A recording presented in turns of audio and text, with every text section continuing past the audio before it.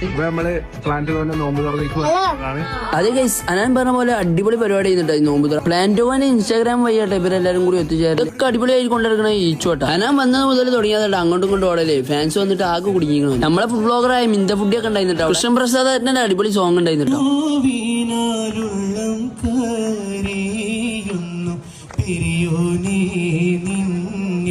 ഈ പാട്ട് കേട്ടിട്ടുണ്ടെങ്കിൽ ആകെ എല്ലാരും ഫീൽ ആയിരിക്കും. അഞ്ചത്തിക്കാണെങ്കിൽ അനന്റെ അമ്മ ഹായ് കൊടുക്കണോ ഈ കാണുന്നത്. ഉപ്പാന്റെ പാട്ട് കേട്ടപ്പോ എല്ലാരും കുടുംബസമേതം പാട്ടുകാരാണെന്നുള്ള കാര്യം മനസ്സിലായി. ലാസ്റ്റ് ഡിക്യുന്റെ ഒരു മാസം ഉണ്ട്. ഡിക്യു ആണെങ്കിൽ കേറിയതും അവിടെ ഫുൾ ആൾക്കാർ ഒച്ചപ്പാടുണ്ടാക്കട്ടാ.